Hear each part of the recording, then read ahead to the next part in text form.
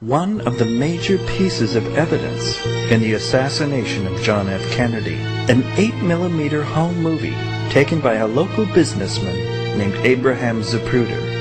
The Zapruder film was featured in Life magazine and became a focal point in the Warren Commission investigation. Does the Zapruder film accurately represent the true events of November 22, 1963? Or has it been altered? As many researchers have suggested, in the following analysis, we shall attempt to find out. As you watch the film, you can see how the random motion of the camera makes analysis of the events difficult. Our first step is to remove as much of this extra motion as possible to focus solely on the movement of the limousine and the people in the scene. You can see that once the limousine is stabilized, it is easier to follow the movement of the people in the car and on the lawn. Previous researchers have stabilized the limousine as well to focus solely on the actions of Kennedy in the car. Now we're going to do something different. The first bystanders we see on the lawn seem to be looking not at the limousine which is passing them, but behind it, as if it has not reached them yet. This odd reaction would seem to support the idea that the background action is out of sync with the limousine. Let's take a look at the way separate layers could be combined in a 1963 era film using either an optical printer or an animation stand. Both use the same principle. The background bystanders on the lawn would need to be separated by masking out the limousine. This would leave a blank area in the foreground. In order to retime the background without this blank area showing, the background could be enlarged and reframed to create an overlap area. Then, the limousine layer, with the background masked out, could overlap this new background and be retimed and positioned independently, allowing its speed to be controlled as well. These layers joined together form what is called a composite. A jitter could then be applied to this composite to create the final effect.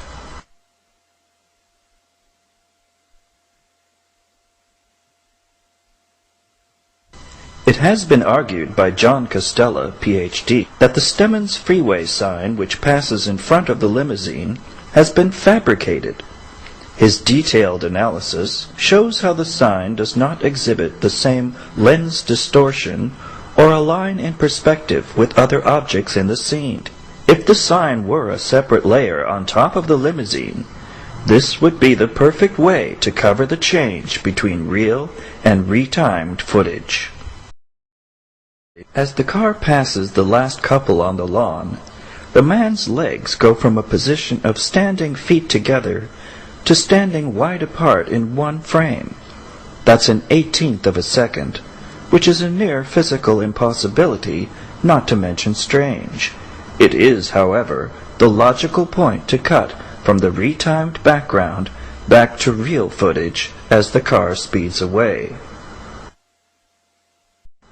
Here's an example of bystanders showing motion blur. Notice their shadows on the lawn are also blurry, as they naturally would be. However, just a few frames later, we see this. The bystanders are even more blurred, yet their shadows are impossibly sharp. This is a clear example of retouching, and further proof that the background has been altered. Although the lamppost passes in front of the limousine, it exhibits no movement in relation to the far background, as it should, being an object much closer in three-dimensional space to the panning camera. It also displays an odd, blurred extension on its lower left side, where it passes in front of the limousine, giving the lamppost an artificial, cut-out appearance. This further supports the theory that the limousine layer has been separated from the background lawn. Therefore, the lamppost would need to be cut out as well to overlay the limousine. Inconsistencies regarding the actions of the people in the limousine have been a point of discussion among researchers. For example, the driver turns his head twice to look behind and then forward faster than physically possible, which seems to indicate removed frames. The head turns correspond to 2 points at which the passengers lurch forward, as if the car has braked suddenly, although the car shows only gradual slowing compared to the background. These examples alone point to significant retiming of the limousine speed.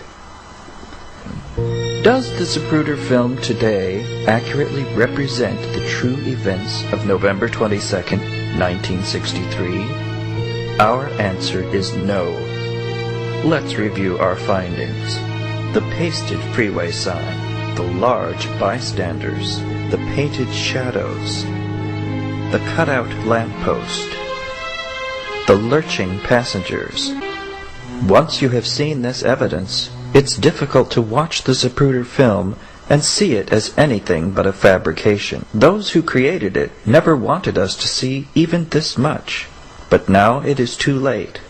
We know that the film was altered and retimed before the public saw it, most likely to hide the stopping of the limousine. Once this fact is accepted, an enormous house of cards begins to fall. If the Secret Service driving the limousine was involved, who else was involved? If the Secret Service, FBI, or CIA, who all had possession of the original Zapruder film, were involved in its alteration, what does that mean?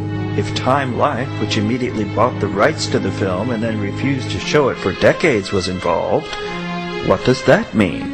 If the Warren Commission based their report on the timeline of a false Zapruder film, what does that mean?